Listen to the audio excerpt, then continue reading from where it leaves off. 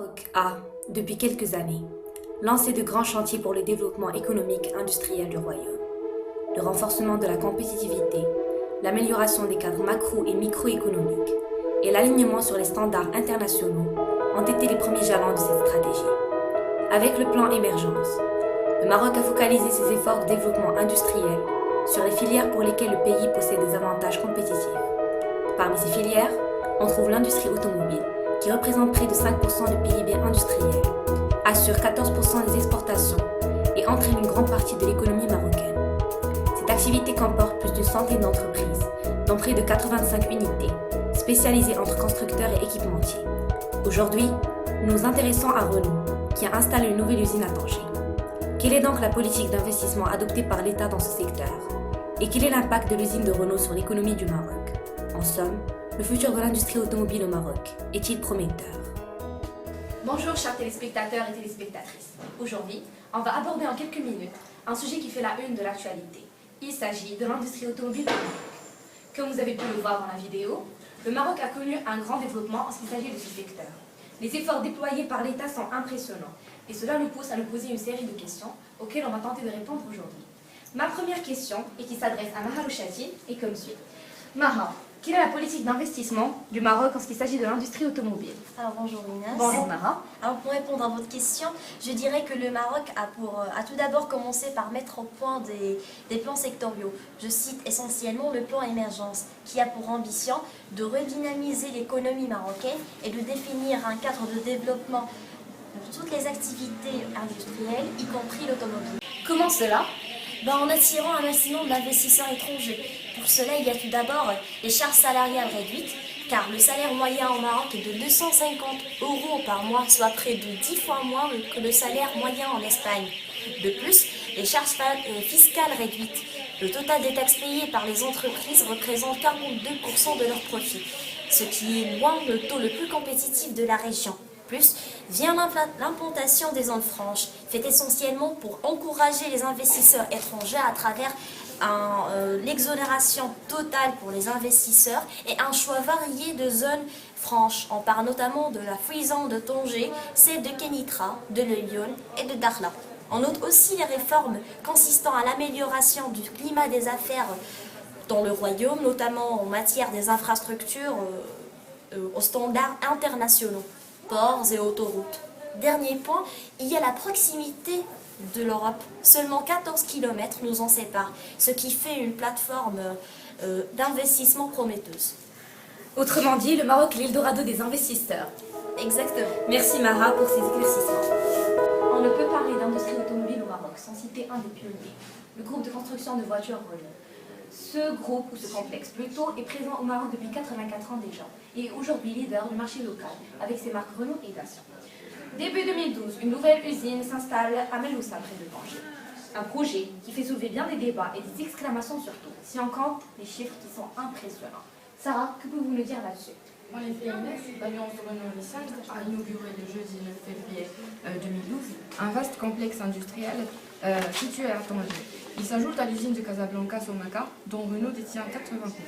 La nouvelle usine est située dans la zone économique spéciale de Tanger-Méditerranée, à Meloussa, à 25 km de Tanger et à 12 km du port. Avec accès à la plateforme portuaire de Tanger-Med, cette usine s'implante sur un terrain de 314 hectares avec 30 000 salariés, dont 6 000 sont directs. La construction de l'usine Renault Tanger-Méditerranée a débuté en 2008 et a nécessité un investissement de 1,1 milliard de dollars. Myriam, tout ceci doit bien avoir un impact sur l'économie du Maroc, n'est-ce pas? Absolument. L'impact économique pour la région et le Maroc est extraordinaire. En comptant les familles, plus de 100 000 personnes vont bénéficier de ce projet. Et le Maroc ainsi vise à créer plus de 70 000 emplois avec une valeur ajoutée qui dépasse les 10 millions de dirhams d'ici fin 2015. Car comme l'a précisé Mara, les nouveaux investisseurs semblent flattés par les facilités dont le Maroc dispose. Déjà plusieurs dizaines d'équipementiers automobiles s'étaient installés dans la zone franche de Tanger Free Zone, où les sociétés bénéficient d'allongements de taxes. En plus de ça, les pionniers comme l'américain Delphi ou les groupes japonais Sumitomo ou Yazaki exportent leur production vers l'Europe. Au total, Tanger Free Zone emploie 50 000 personnes, dont 30 000 d'entre eux pour le secteur automobile, selon sa direction. Nous allons maintenant visionner la vidéo faite avec le professeur Zakaria Benani, professeur à l'École nationale de commerce, de gestion et de Tanger, qui nous parle de l'impact de l'installation de l'usine Renault à Tanger d'une vision macroéconomique. Donc bonjour, l'instauration de ces unités industrielles en général, y compris au niveau d'industrie automobile, ne pourrait avoir que des impacts positifs par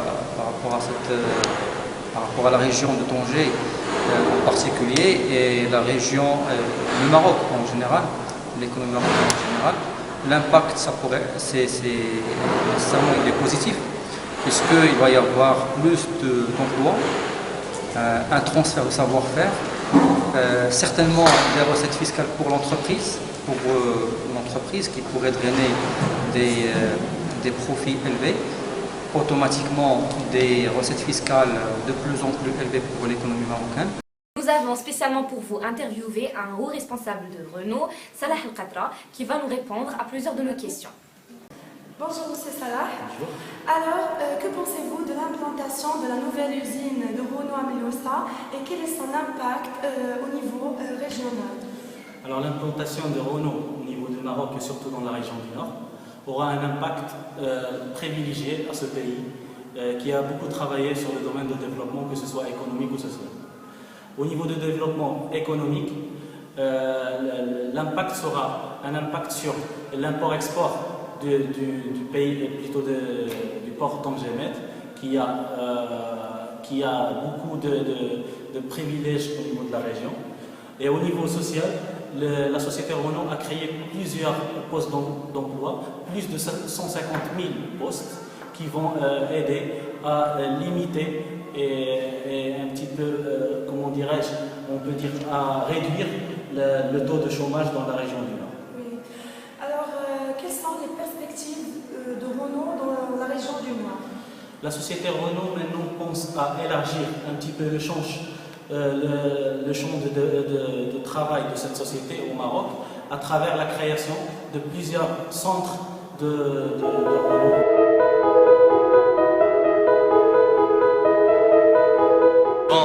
J'ai décidé d'avoir une Renault parce que déjà, premièrement, c'est une voiture très fiable, économique, vraiment assez choisie par les Marocains. Bonsoir. Bonsoir. S'il vous plaît, pourquoi vous avez choisi la marque Renault et non pas une autre marque? Par exemple Golf, Mercedes, Fiat. En tant qu'étudiant, j'ai choisi la marque Renault. D'une part, car elle est moins chère que les autres marques et aussi leurs offres de crédit sont impeccables. Pourquoi Renault?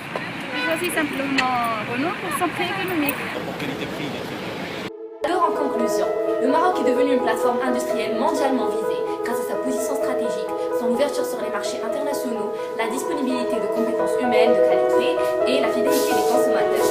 Merci mesdames et messieurs.